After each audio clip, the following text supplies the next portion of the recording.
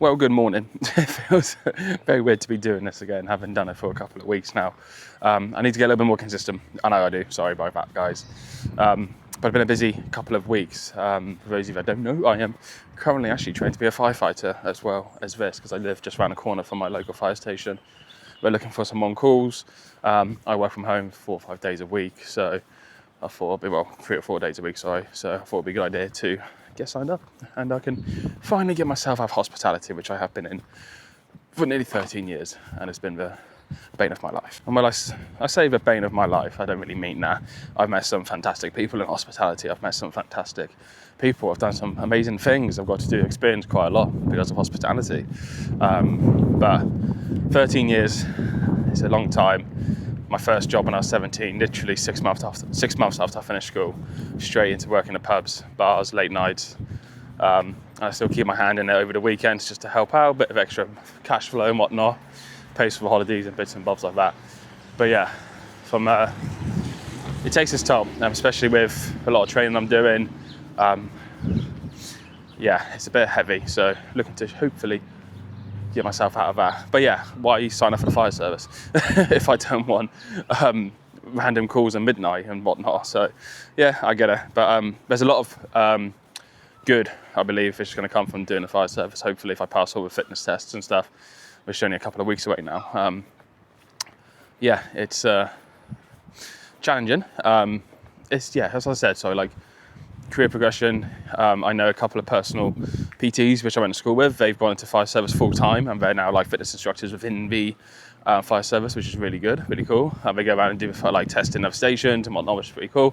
Community give back, like I really vividly remember when I was a kid at like summer, or like not sports days, like summer fetes and stuff, like when I was at preschool, nursery, like I even remember those, and all the way up through junior school and primary school, like that was sick, like seeing the fire truck come in, and then like seeing all that, and then just that community gift back of like, you know, you're doing good, like you're always gonna be there to help.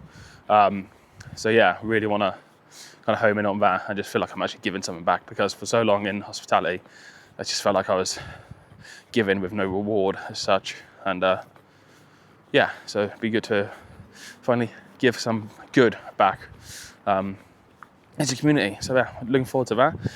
For that, I've had to start running though. Now, some education during this time. When you're in a fat loss phase, when you're in a heavy deficit like I am, ready for like a photo shoot or prep or something like that, general rule of thumb is you do not fucking run. It is way too fatiguing on the body. You can lose a lot of muscle if your calories aren't high enough.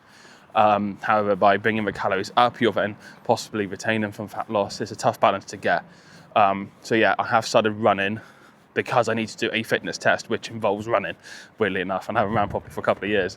I have done some beep tests, which is what I'm getting tested on, and I've passed those in the 2. I've done 2 tests. We need 8.8 to pass. I've done 8.6.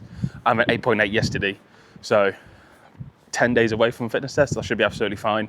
I'm just going to revert back to kind of normal cardio this week. So back on my Stairmaster, back on a bike. I'm going to try and run once or maybe twice a week to a good high level, like rather than like a long 5, 6, 7, 8, 9, 10k, whatever it is. 2 to 3k at a really quick pace, because that's obviously what the beep test is. It's about K and a half, and you end up doing about 5.4 minutes per kilometre. So obviously speed increasing. So yeah, gonna really ramp that up. I'm gonna try and get on a Stairmaster today as well. Well, we'll definitely be getting on a Stairmaster today, and do like a high intensity kind of interval upwards, get some calories burned as well. But yeah, just need to improve my lungs. Hopefully on the day I should be absolutely fine.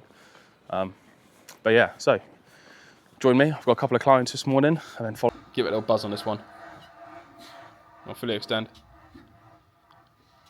Keep that chest planted. Nice.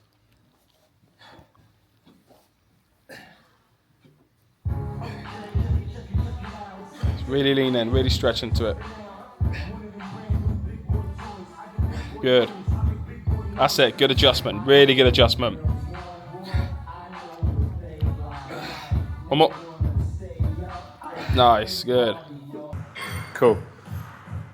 So drive in, count 1, 2 on the way out, okay? Fraction slower, fraction slower. Control, that's it. That's for speed, let's go. And again. Nice, good, much better. 2 more. Much better. Control it all the way out. All the way out, all the way out, all the way out, all the way out. Nice. Yes, our concentric and eccentric part, okay? Concentric is when you're contracting the back, eccentric is when you're extending. You're on that extending part, a little bit slower, okay? So you don't have to necessarily, like, we're not doing crazy volume in terms of like 3 or 4 sets. We're only doing 2 sets. It's not, you don't necessarily have to do more, it's just getting that kind of intensity in the first 2 sets. I'm going to say in any set, to be fair, it's just for intensity. You don't need to be training heavy volume. Banging, nice.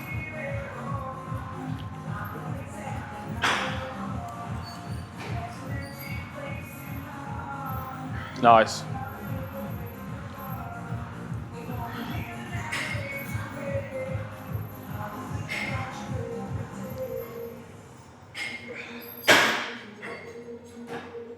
Got 2 more. 1 more. Nice, and extend. Yeah, like if you look at our sessions now, they're not crazy volume. You're not doing like 3 sets, 4 sets. Yeah. Yes, a couple of warm-up sets, but that's just standard. But it's mostly 2 sets and 3 sets. Yeah, if we can nail the intensity of the training, train harder and smarter rather than just train longer. Less is more a lot of the time. So, but again, within that, you've still got to make the rep work, feel the muscle work. Harder you train, more gains. Yeah. This is kind of my playlist, you know. Like Kevin and Perry. All you want to do is do it. Nice. But eccentric, smaller, slower, slower. That's it. So look gander back here.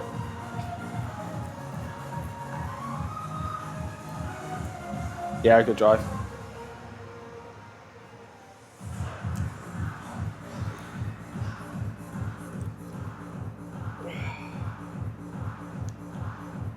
Six, good. No, 3 more.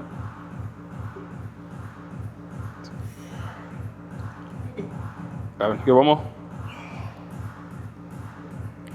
Nice, so much better. Better, nice.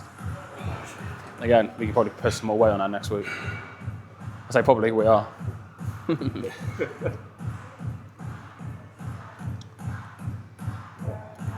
Now you're gone. Oh, okay. Or not. Or not. Or not.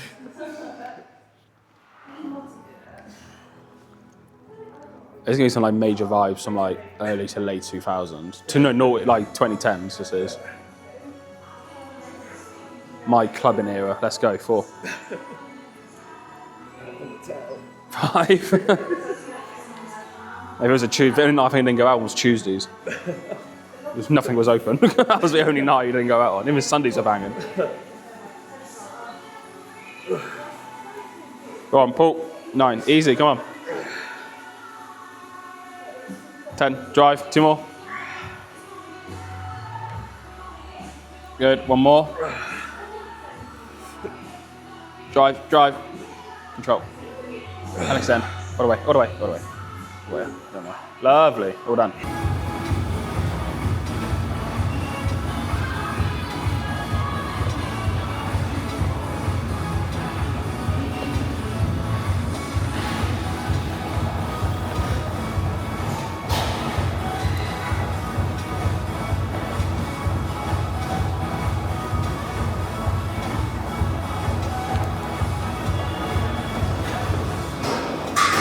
Tell you what, that felt so much better than running. That's my first Stairmaster I've done in about 2 weeks for cardio. Yeah, it was a burn, and as you saw, To be fair, you wouldn't have seen because I was an absolute mess. But yeah, absolute mess. That was good. 200 calories, 18 minutes. So much better. Feels so much better in my lungs, so much better in my legs when it does running. Just shows you that. For me personally, running is quite fatiguing. You can lose weight, you can lose body fat when you're running. It just makes it a little bit difficult, and from personal experience, it's just very tough. I've got a few clients which are doing some half marathons, but also wanting to lose weight at the same time. So yeah, sometimes you just got to be honest with them and go, do you know what, pick your battles. Where I'm happy to help you for half marathon, I'm happy to help you lose weight. But if you're expecting day-to-day weight drop, scale drop, it ain't gonna happen. Yes, losing body fat overall, but you are gonna be quite fatigued, and you just don't want to run that risk of losing muscle at the same time, which is quite annoying. But yeah, good 20 minutes on Stairmaster. I'll tell you what, very embarrassing afterwards. There's only one working Stairmaster at the moment for starters, so everyone's just waiting, basically queued up waiting for it. But there was a, I'm a sweaty person, and that Stairmaster, I can't lie, was obliterated. So I had so much blue roll, and I was spraying it down because there's someone waiting to go on it after me, but I was so hazed and zoned out from the old Stairmaster, I just didn't have a clue what was going on. I wasn't really paying attention, and yeah, it was someone I knew very well afterwards when he got in there. So I was like, yeah, don't worry, like, give me 2 seconds, I'll grab all my stuff and you can crack on with it, put it on the side. And then as I walked around to pick up all my stuff, she was like, yeah, hi Jack, how are you? I was like, huh? Oh shit. But yeah, just I was fucking knackered and dazed after that one. But yeah, right, into town now. I've just missed my bus, which isn't great. So I've got either a walk or wait 20 minutes for the bus. And considering I'm about to work 8 hours in a pub, I might wait for the bus. So the step count's going to be good for today anyways. So yeah, into town, get a bus. Yeah, pub day then. Nice bit of work, good sessions. So yeah, let's go have some fun in town. So that is a one shift for weekend done. Yeah, pretty easy. Nice bar shift, nothing too major. It's just serving drinks really, innit? Pints and spirits and whatnot. It's nothing too difficult. No, it's nothing but knowing your bread and butter like the back of your hand, that kind of stuff. Past 9. There we go. Need to get used to this camera and gyroscope kind of sorting itself out. But yeah, it is currently 9:05. And oh, fuck you know, I need to sort this camera out. Just stay on my face. There we go. Let's do the camera tracking. That's so much easier. There we go. So yeah, it is 9:05. I have another shift tomorrow. It's only 12 till 7. Nice little short one. But I do need to get some cardio in the morning, and I'm debating whether to do train push or not. It'd probably work in my benefit to train push because of my Monday is heavy. It's a heavy day. I've got a run planned and also a weight session. So I always run on my pull days just because it's so much smoother, and the fatigue isn't as high on a pull when it is my push or legs day. So yeah, probably do a push in the morning, get up early, get down, get it done, get a Stairmaster in again, get that done, and then crack on another 12 till 7. So yeah, off to meet my partner now she's just finished work as well. Get home, get some food, get to bed.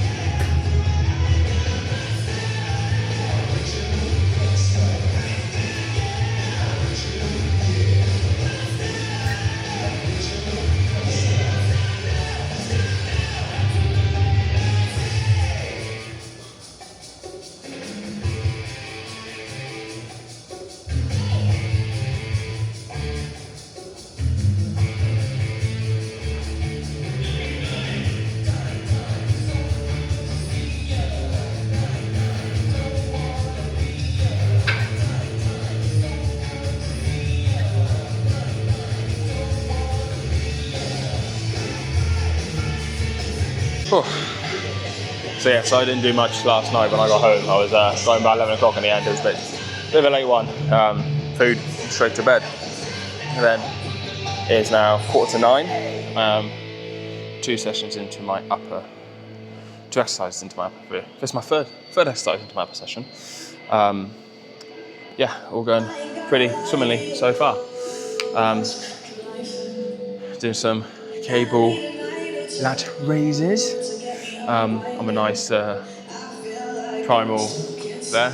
It's fair, yeah. I'm a primal cable lat raise machine. Annoyingly, with these machines though, especially the primal ones, lat raises, you know, it's quite difficult to raise your arms. Like, if you about 10 kilo to 12 kilo progression, it's difficult, and everyone's form goes to crap on it. Well, yeah, it's because you're adding 25% extra weight. 12 kilo, 20%. You're adding 20% extra weight to your lat raises, which is this bit here.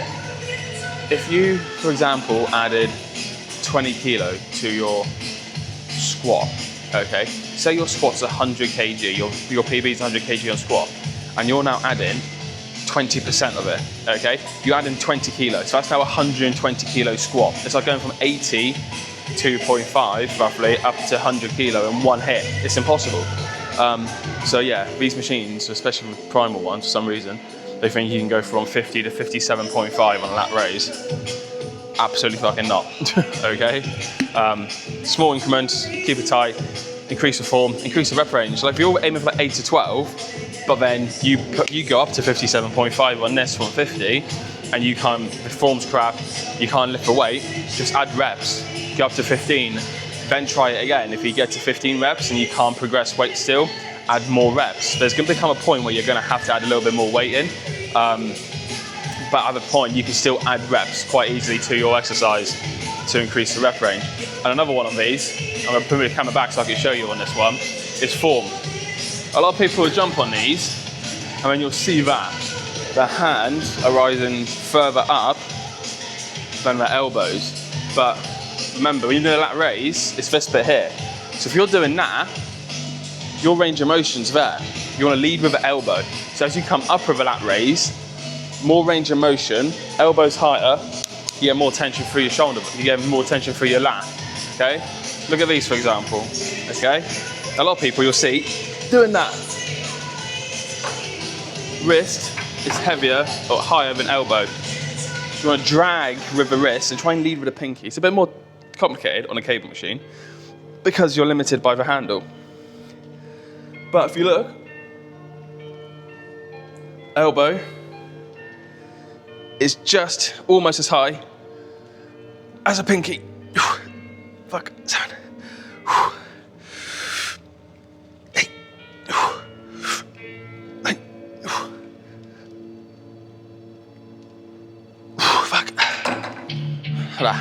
Form started to go towards the end then, hence why I stopped. But yeah, little tip for your lat raises. Don't be scared just to add reps in. You obviously don't want to be doing like 25, 30 reps. You're gonna have to add a little bit of weight at some point. But for the short term, going from 10 to 12, you're adding 20%. It's tough. Get more reps, get more form. You're still adding intensity, you're still adding volume, okay? You're still progressively overloading. It's just maybe not in the weight department. It's reps instead. Keep that tip. Also, that's looking a little bit beastie on the chest there.